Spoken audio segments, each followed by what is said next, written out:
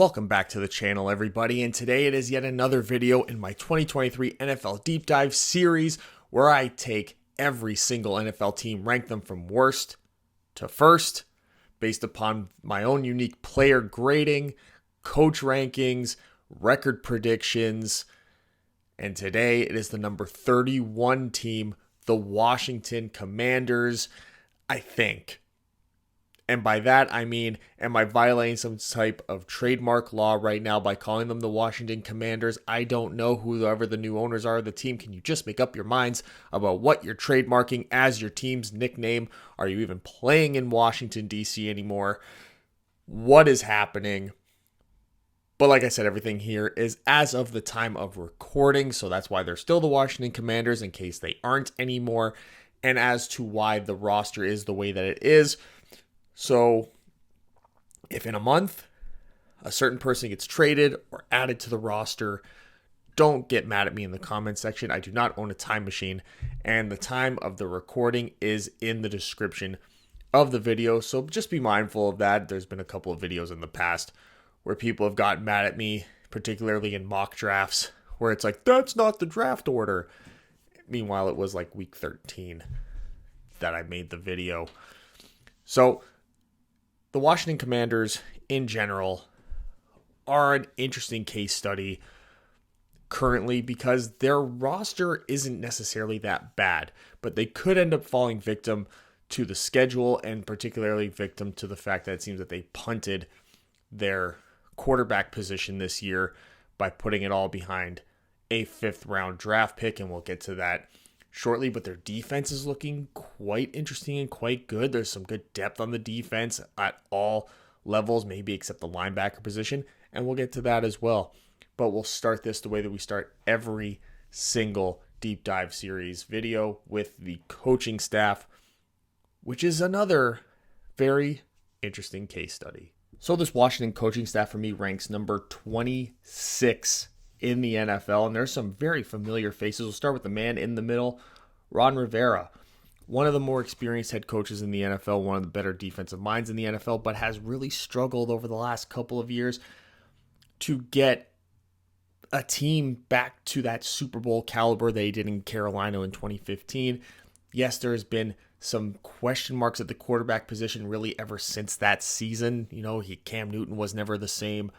And then he's been dealing with guys like Carson Wentz, Taylor Heineke. Like, there hasn't really been any type of through line stability at the quarterback position, which even though he's a defensive coach, there's still that factor at play.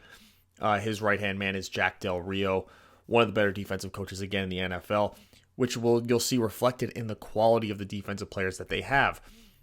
But the biggest question mark is the man to the left, and that is Eric Bieniemy coming over from the Kansas City Chiefs, where now this is like put up or shut up time really for Eric Bieniemy.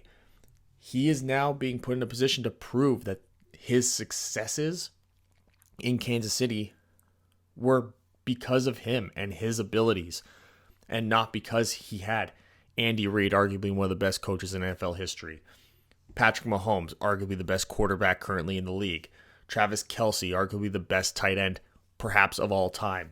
There are so many great talents that he got to work with in Kansas City, and now he's going to a team that is significantly less talented. So there's a lot to prove here. This is really going to show whether or not he's been deserving of a head coaching position this whole time. And I think that's a big reason why he left Kansas City, was to prove that point. I think Andy Reid is not anywhere near done being a head coach, at least not as close to ending his career as people might have thought, which is why Bieniemy, of course, would leave as well. But now he's going from Patrick Mahomes, Travis Kelce, Tyreek Hill every year except last year. And now he's got Sam Howell, Logan Thomas, Terry McLaurin. All significantly less talented players than what he is used to dealing with.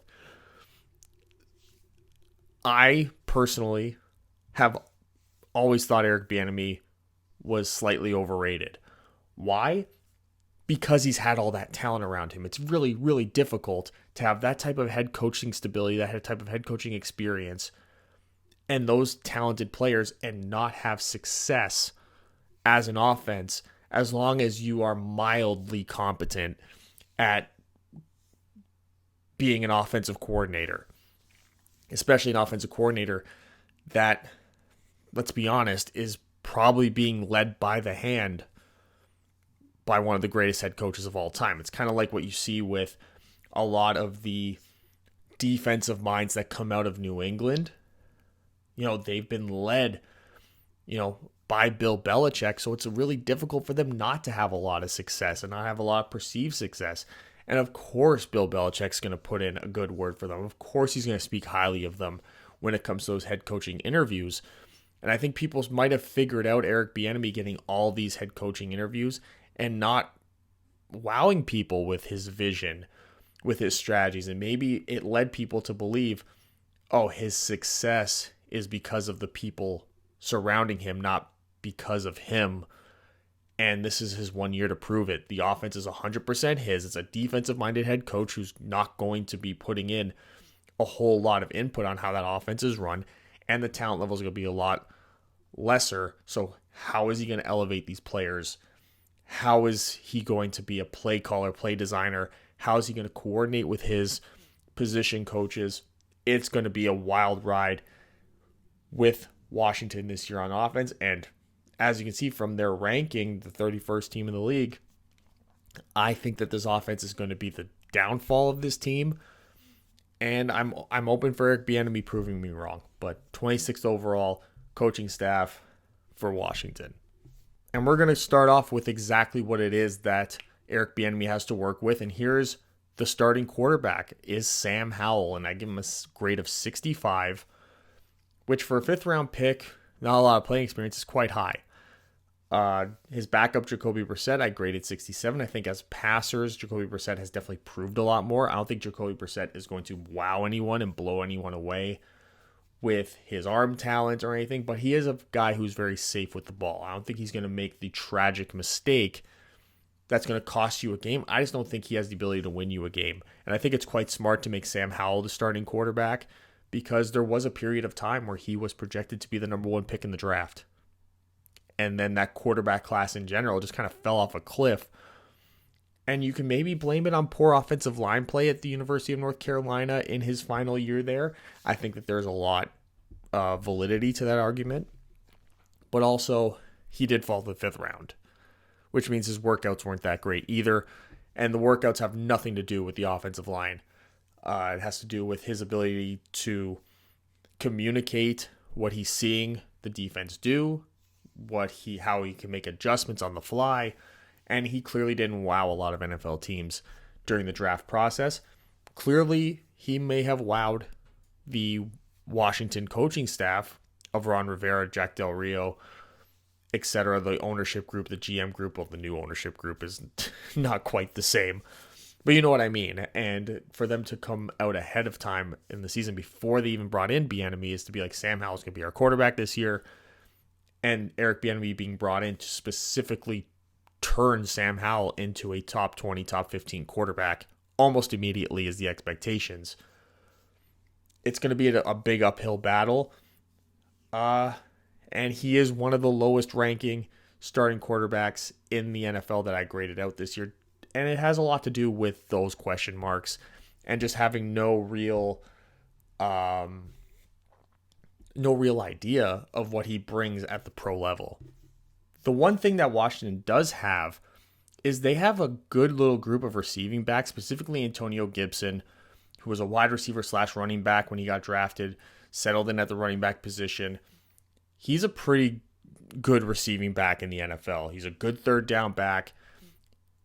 That's where he really shines in his game, especially since his rookie year, where he showed them maybe a little bit more than what he's showing them recently as a 1st and 2nd down back. But I think it's undeniable as a 3rd down back that he is one of the better ones in the NFL. Brian Robinson, who's more of the 1st and 2nd down back, also has some good ability, and that has mostly to do with his pass protection ability. I think Jonathan Williams, who I grade out the same, has the same sort of skill set as Antonio Gibson, just not a great pass protector. And then you got a guy like Chris Rodriguez, who I think was brought in specifically to maybe be the Antonio Gibson replacement. He just doesn't have the pass protection ability right now. So that's going to be something that they're going to have to develop in him throughout the season. And if Eric Bieniemy is capable of bringing over the development and the strategies from Kansas City and executing it properly, there's no reason why Chris Rodriguez can't potentially be the Isaiah Pacheco of this draft. So there is that sort of looming in the background, but right now I think Rodriguez is much better served as a first and second down back than he is as a third down back. And I just think that his overall projection for in the NFL is closer to what we're seeing here graded with Antonio Gibson than it is necessarily what we'll see graded with a guy like Brian Robinson later on. And then I got Alex Arma in there, who's the fullback, who, on passing downs, I just don't necessarily think a fullback is going to see the field all that much. And even in an Eric Bieniemy offense, the fullback is not necessarily a thing. So I think he's going to be potentially a bubble fringe roster player come training camp, but he's going to have an opportunity to really shine in the run game, but not necessarily here in the passing game as a receiving back. Now they do have a pretty decent wide receiver and tight end room here. We'll start with Terry McLaurin, who I graded as an 83, a solid number one receiver. Unfortunately, going to likely have to elevate his quarterback, where usually in the league, some of the better receivers are sort of brought up by their quarterback play. He's going to have to really be somebody who helps bring Sam Howell along. Jahan Dotson, I graded him a 74. I think he was definitely overdrafted, but I think as a second-year receiver and being a number 2 to Terry McLaurin, he's going to have some opportunities to really shine in this offense because, again, this offense, really outside of what they do with the number 1 receiver and with the tight end, there's a lot of opportunity for the number 2, number 3 receiver. There's a lot of play design that goes in to that Bieniemy, Kansas City Chief, Andy Reid offense to just get the ball into people's hands. I think that's where someone like Jahan Dotson and then a Curtis Samuel, who I grade a 70, will really show their talent level and have a chance to make a lot of plays, a lot of run after the catch for those guys, which is really where their game is, these smaller, quicker receivers. And then Curtis Samuel coming out of the backfield as well. I could see Curtis Samuel maybe more being in the mold of the Tyreek Hill role in this offense, where you would see Tyreek Hill line up in the backfield. You would see a lot of motion with him, a lot of jet sweeps. And I think that's Curtis Samuel's game. So I think he could be somebody, if all goes well, that could be the real breakout candidate a little later in his career, but a real breakout candidate for this offense. And then Logan Thomas, I grade him a 78. He's going to get opportunities just the way this offense operates. But it may be a little too late down the line for him. I could see them potentially using other tight ends in their room, and we'll get to the depth here. They just don't really have it. Armani Rogers is the best pass game tight end that they have. I think Cole Turner could see some development there. John Bates is more of a early down tight end, traditional tight end. So it'll be interesting to see how they maneuver around with these tight ends. Will they just elevate a guy like Cole Turner and just throw him right out there into the into the fire, so to speak, and be the number 1 tight end in the passing game? I think that's a possibility, especially when Logan Thomas has injury concerns. Maybe he doesn't even make the team. Maybe they just sort of go with more of a youth movement. And then you look at the receiver depth going there. Diami Brown, who was drafted, I believe 2 years ago, has a history with Sam Howell. So potentially could be a guy that throughout the season may get more and more opportunities and, kind of like Curtis Samuel, be a potential breakout candidate on this team. Just with McLaurin and Jahan Dotson, the opportunities just may not be there for him to truly be a breakout guy. But it wouldn't surprise me if Dyami Brown ended up having like 30 to 40 catches this year, and then like another like 300, 400 yards and, a couple touchdowns, just because there is a built-in relationship there with Sam Howell that could lead him to getting more opportunities just for the comfort levels of Sam Howell and knowing where Dyami Brown's going to be, and Brown having perhaps a better understanding than other receivers of release point and where Sam Howell likes guys to be on certain routes and how he likes them to break down and make their cuts. That all these things come into play when it comes to a quarterback and wide receiver relationship and the level of success that they see. Dax Milne, Marcus Kemp are just going to be depth guys, special teams players for the most part. Now we're going into their pass blocking for the offensive line, and we'll start with Charles Leno there at left tackle. He gets an 81. Solid pass blocker. That's really what his game is. We'll get to his ability or lack thereof in the run game later. Then you got Chris Paul, not to be confused with the NBA player, who's looking like he may be the guy who has to step up and play the left guard position early in the season. I think there could be a different configuration of the offensive line, which we'll get to in a minute. But he's right now one of 3 guards on the roster, assuming that Andrew Norwell is in fact going to be released. Nick Gates coming over from the Giants to play center. I think that potentially, based upon how this offensive line is starting to shape up, he may find himself at that left guard spot, and we'll get to why when we get to the depth of it all. And then Sam Cosmi playing right guard, and Andrew Wiley coming over from the Kansas City Chiefs. Familiarity with that Chiefs Bieniemy offense, playing right tackle. I could see Cosmi and Wiley perhaps swapping out, and Wiley going into guard and Cosmi going out to tackle. I think that that's a possibility, but I do think that's what the right side of the offensive line is going to look like this year. Now let's get to the depth and why I think that in the long term, Gates will probably end up moving to left guard, because you have Ricky Stromberg to play center, who's a rookie who does grade quite high. So you can move Gates to the left guard position and Stromberg goes to center, and you've instantly upgraded your offensive line. I do think there's also a possibility that another rookie, Braden Daniels, who was drafted as a tackle, could also find some play at left guard as well. I think the left guard position is really up in the air right now. And yeah, I did grade Norwell because he technically still is on the team as of this recording, but the reports are that he is going to be released. Cornelius Lucas is a good depth swing tackle as well. And then Sadiq Charles is just sort of a, fringe roster guy.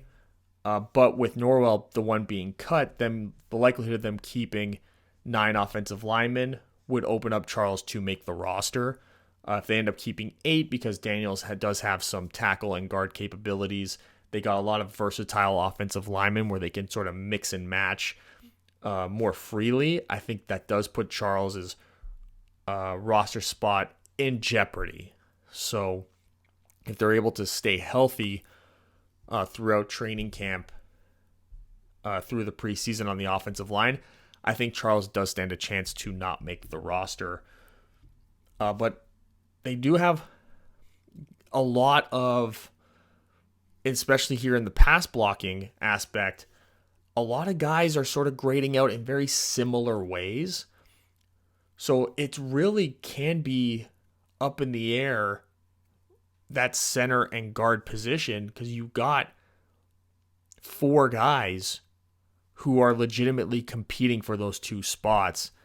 And it wouldn't shock me if we got a Ricky Stromberg and Braden Daniels, 2 rookies starting at the center and left guard position, any more than it wouldn't surprise me if it was the way that I had it here, which is the current projection of Gates and Chris Paul being the center and guard. Now we're moving on to the rushing threats on this team. And unless Jacoby Brissett ends up becoming the starting quarterback, there really isn't a rushing threat at the quarterback position with Sam Howell. So there's really a 3-headed monster coming in. to the league. And it starts with Brian Robinson, who is the best first and second down true running back on the team. He grades out at an 81. The guy got shot and still came back and still played quite well. So it'll be amazing to see how he plays now with a full healthy season, all healed up for sure, and with a full training camp, OTAs and all that. And then you got Antonio Gibson and Chris Rodriguez, and I touched upon this when talking about the running backs in terms of the receiving game, that Rodriguez was really, from the looks of it, brought in to replace Antonio Gibson, who I think is in the final year of his contract this year, who he can slide into that Antonio Gibson role. He just really has to develop his pass blocking. But in terms of being a first and second down running back, like turning around, handing the ball off, tosses or whatever, I don't really see him and Gibson being all that different in terms of what they could produce in those situations, which is really just being a guy who'll probably carry the ball 6-7 times a game and then maybe get, another like 4 or 5 catches in a game, maybe like 10 to 12 touches in a game, while Robinson sort of takes over that 20 carries, true workhorse running back role. So I just think Rodriguez, as he sort of develops his ability to be in pass protection, I think will slowly throughout the year really take over Antonio Gibson's spot as being the number 2 back on the roster, and then the third down running back as well. But we're going to talk about the real weakness of this offense outside of course, the quarterback position. That's their ability to run block. It's not great. It really isn't great. And I think this is what opens up Braden Daniels and Ricky Stromberg the most to seeing the field and having the ability to compete. Is, Charles Leno, his position is safe. He's a pass blocking specialist. His run blocking ability, he's going to have to do much better than what he's been doing. But when you have Cosme and you have Andrew Wiley, you can sort of keep the running to that side of the field, let Cosme be a pulling guard, and make things a little bit easier on everyone. But, from the center position over, they're just not great run blockers. And you look at the depth. We'll go to the depth here with run blocking. Ricky Stromberg is a better run blocker than he is a pass blocker. So I think he really has a true opportunity to step in and be the starting center. And then it kicks Nick Gates over to guard. And then it does improve the quality of the offensive line if you do that in both the passing game and the running game. Now, I might be a little higher on Ricky Stromberg than other people. Rookies were really the hardest thing to grade, because when it comes to grading out rookies, it's a lot of opinion, because we don't really know what they're going to be at the NFL level. So I think that throughout this series, you'll see who were sort of the my guys in terms of rookies, and Stromberg, just the way I graded him out from what I saw from him, from workouts, from some of the highlights I saw from him playing, and looking at how he was graded out by other entities, he ended up being one of the better interior offensive linemen for me. And to get a 74 grade, that's high quality grade in the run game. It would make him the best run blocker on the team week 1. So I think as long as there's no big injuries or any type of truly disappointing performances in training camp, I think we'll, in the long run, end up seeing Ricky Stromberg as the starting center with Nick Gates as the guard, maybe Braden Daniels as well, depending on how he develops as a run blocker, which he doesn't really have the ability currently. Sadiq Charles, again, he's the worst pass blocker, the worst run blocker, which makes him the guy I think most likely to get cut. And you got Cornelius Lucas, better run blocker, can be a swing tackle again on this team. Even though he does grade out better than Andrew Wiley, I think Wiley is going to be given a lot more opportunities just because of his familiarity with the system, which could lead him to actually having performances that are a little bit better than Cornelius Lucas, because Cornelius Lucas's grading out is based upon his performance in the previous system, obviously, not in the current one that's being brought in. So as we come in here, we look at the position summaries for the offense, just the overall gradings that we get here. And we can assess the depth and how it applies to the starters. It's really, the offensive line is super close, like we spent a lot of time discussing. It'll be interesting to see how they roll out that offensive line. There's going to be a lot of competition amongst some of the veterans and the rookies that they have being brought in, particularly at center and left guard. So that's really the thing to watch with this team. And it's really, I think, going to be a driving force for them throughout this season is how that offensive line performs. If the offensive line performs the way that I have them projected to perform, then yes, that's what really makes them the 31st team in the NFL. An offense that just can't keep up, that can't really and truly do their part, that can't close out a game, that their defense does allow them to get a lead in at some point because they just won't be able to run the ball, run out a game on people because the offensive line just can't perform. You can see the run blocking grades for the starters there, 61.6 total, and then a 61.2 for the depth. It's almost identical, which when you're graded that low is not a good sign. You want it to sort of be maybe in the higher 60s if it's going to be that close. So I think that's really going to be the downfall of this offense. And as you can see, their total overall offense, I have a 140.7 total grade, good enough for 29th in the NFL. They have the 23rd passing offense, which is really driven by having quality receiving backs and a quality group of receiving threats in general with the wide receiver room and the tight end. But their rushing offense, dead last in the NFL, 67.8. And a lot of that is driven by the offensive line because they do have a running back who I think could be a top 15, top 12 back in the NFL. It's the offensive line that really needs to step up to bring this grade up. Now moving on to the real strength of this team, the defensive side of the ball. And the strength is the front four, the pass rush. And we'll start with Montez Sweat, who gets a grade of an 86 as a pass rusher. Just a great quality, number one rusher, who really stepped up once they brought in Chase Young, who I graded as a 74. Really hasn't been able to stay healthy. Didn't get this fifth-year option picked up, so really this is a make-or-break year for him, a really prove-it year for him. Their interior, Jonathan Allen, one of the better interior pass rushers in the NFL, gets an 81 grade. And then Deron Payne, a great complement nose tackle, gets a 72 in the pass rush.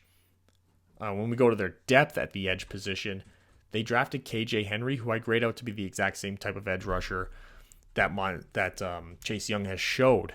So KJ Henry has a real opportunity here to be the guy that ends up taking Chase Young's place as the top edge rusher. And if they do end up picking this high, which being the second worst team in the NFL, the likelihood is they are taking one of the quarterbacks. So that does open up KJ Henry to not necessarily be replaced by, say, a Jared Verse early in that top 5 of the draft. So he's going to get, I think, every opportunity as being the number 3 pass rusher who could potentially end up surpassing Chase Young, who, number one, can't stay healthy, and when he has been healthy, hasn't really performed up to the level that you would expect. Tuhill and Odaba. Odaba's sort of like that in and out guy you can play on the defensive end. You can kick him inside a bit. Tuhill, again, just more of a depth guy. And then James Smith-Williams, again, just a depth guy. Not really sure all these guys make the team. It's going to be interesting to see how Tuhill, Odaba, and Smith-Williams compete for roster spots throughout training camp. And then looking at the interior, John Ridgeway, Abdul Anderson, and Fedarian Mathis are the interior depth guys right now. Ridgeway, real opportunity to get some reps on early on these late downs, these late passing downs. Fedarian Mathis, that's not really his game. I'm surprised that they brought back Deron Payne because they did draft Fedarian Mathis with the perception given that was going to be Deron Payne's replacement. So it's interesting that they ended up bringing back Payne. And then Abdul Anderson is sort of like that, solid rotational interior pass rusher. But this is really the strength of this team, this front four. And from the strength of their team to the ultimate weakness of this team, which is the linebacker room.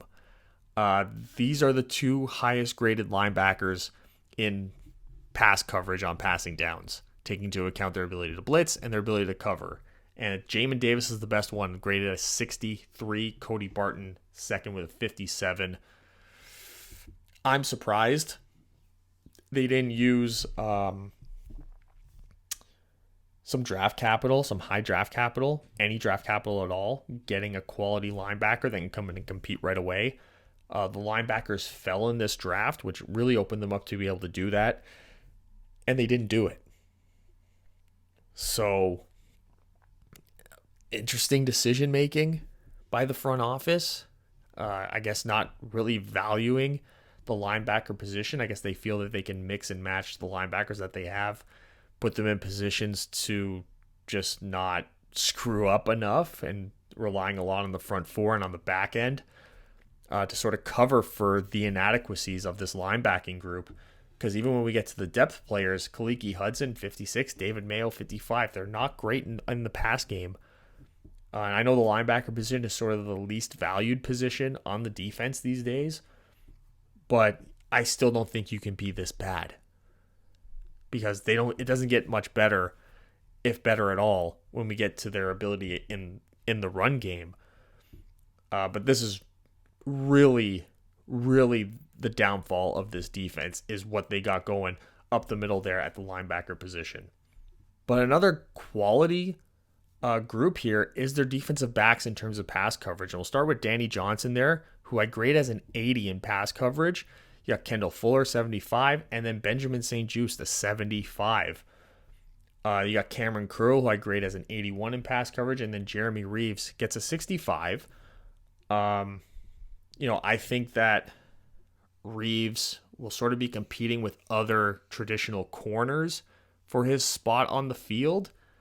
I could see them running a lot of dime packages, just because a lot of heavy corner packages. Just because you look at some of the depth they have, they still have their first round pick this year, Emmanuel Forbes, who's the fourth best corner in this team in terms of pass coverage. He's very undersized, which really drags down his score for me. And then you got Jartavius Martin, who in pass coverage is kind of but in against the run could end up just playing him at safety, which is where he played at the University of Illinois. But even though they announced him as a cornerback during the draft, I could see him coming in, maybe playing some slot corner along with Kendall Fuller and helping out in that run support. And then Cameron Curl just sort of sits as that single high safety, while Martin, Johnson, Fuller, Benjamin St. Juste see a lot of the play underneath, with Emmanuel Forbes slowly being worked in on those passing downs, because of his size. I think there's going to be a lot of matchup issues. You're not going to be able to match him up against CeeDee Lamb. You're not going to be able to match him up against A.J. Brown. Forbes is going to have to be the guy who maybe goes out there and covers a Devontae Smith, who's a much smaller guy, who goes and covers those little slot corners and stuff. Just because being 170 pounds in the NFL, that's not great at the cornerback position. You will get bullied by a lot of these bigger guys.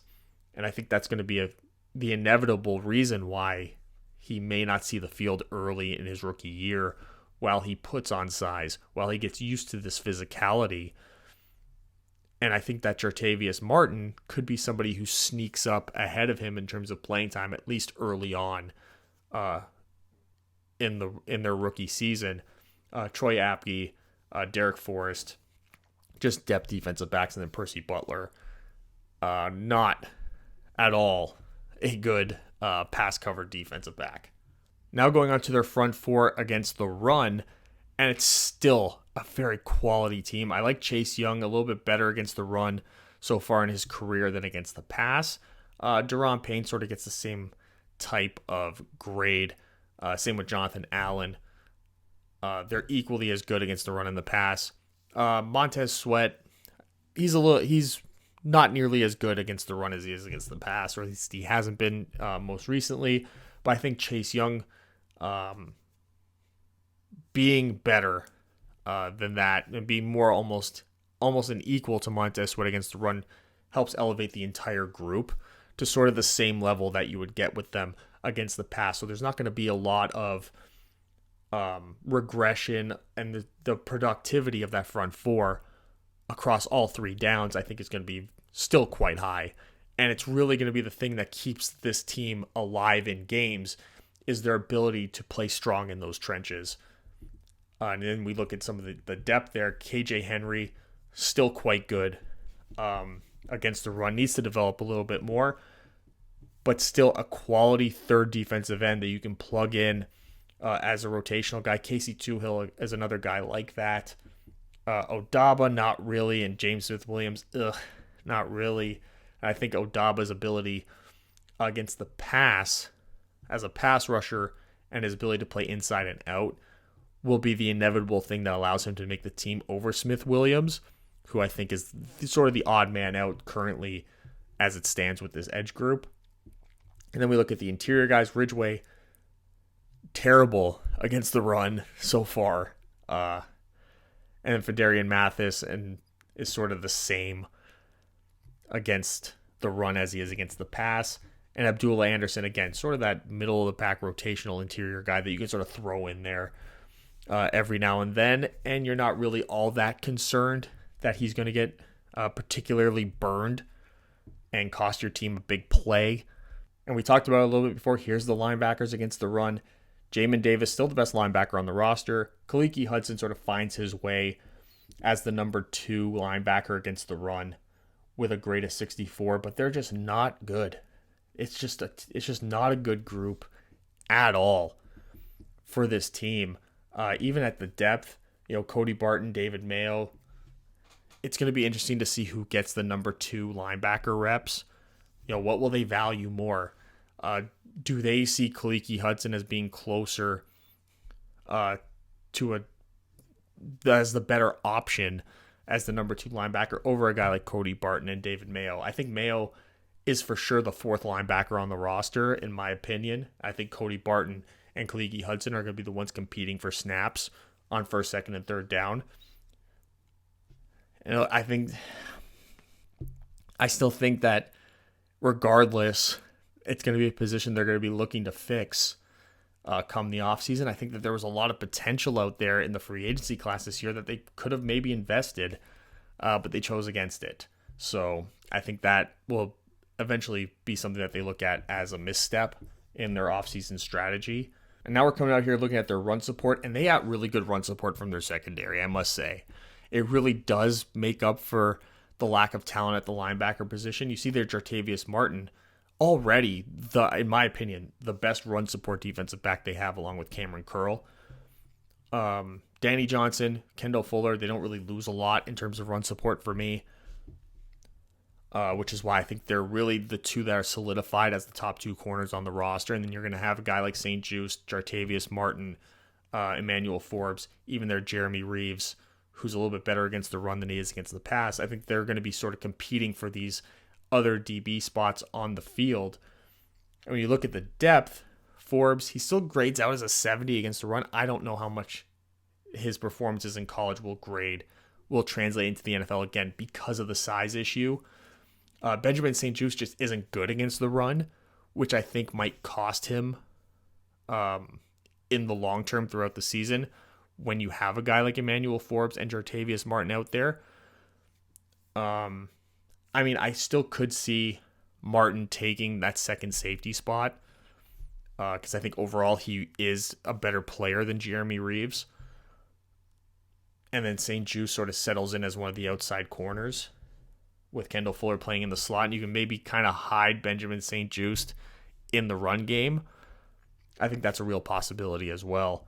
But again, the front 4 and the back end of this defense are really where the strengths are. I really like the starters they have. I really like the depth, and I like the versatility of the guys to play against the run and the pass. They got a lot of commonalities, especially amongst the top level starters that they have.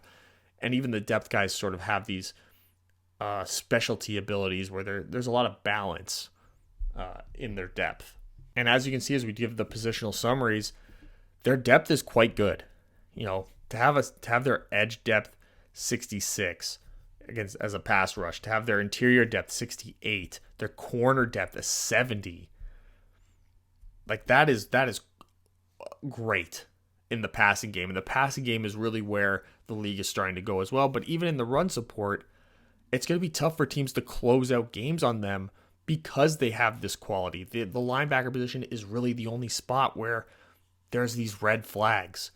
So, I mean, do you go to a 5-man front to maybe help out with that? That's a possibility too. Do you bring up a guy like Jartavius Martin into the box to help out with that run support, to help get the ball back in the offense's hands late in games? I think that's a possibility as well. But this defense in general is going to be what's really keeping them in these games. So when we look at the defensive summary, in total, 147.6, good enough for 8th in the NFL. They're the 15th team against the pass for me, 73.7, and the 7th best rush defense with a 73.9. Overall, I mean, it's a top 10 defense in terms of players. Their coaching staff really helps elevate that as well with their specialty on the defensive side of the ball, with Jack Del Rio in particular.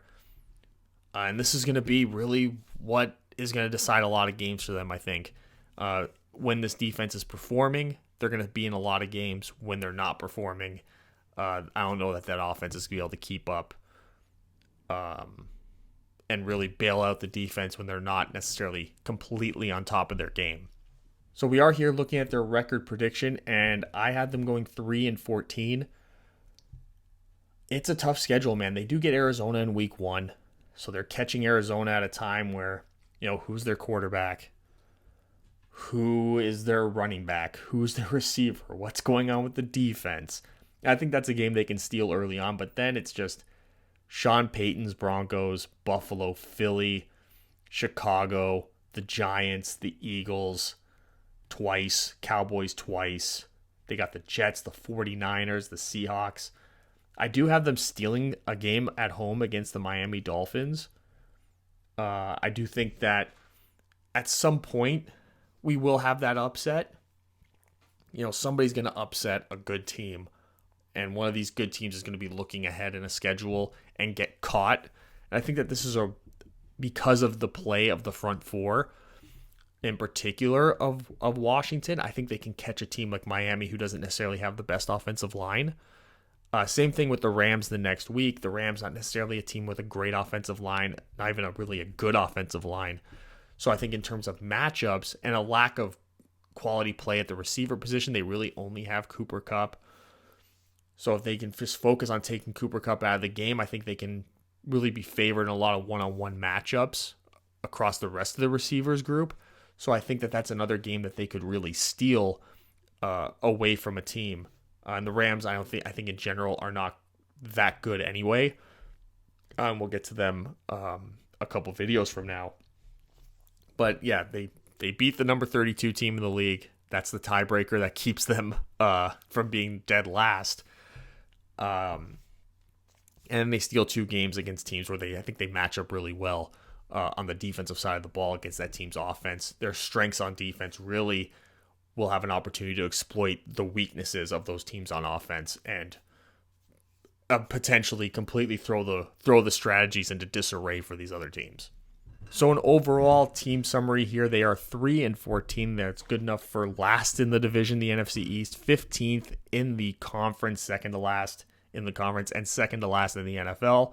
They have the 26th ranked coaching staff, 29th in total offense, 8th in total defense, with the worst rushing offense, 23rd in pass offense, 15th pass defense, and a top 10, 7th ranked rush defense.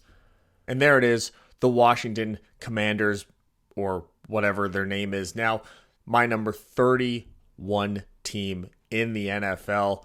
Leave your comments in the comment section below. Make sure to like this video and subscribe. All those things help out with the algorithms and push these videos out to more people. I'm trying to really get to 1,000 subs. I hope I can do that through this series so then we can get to the NFL season, get to the mock drafts, get to the draft analysis, get to the season analysis with some monetization and some AdSense dollars, please. Thank you.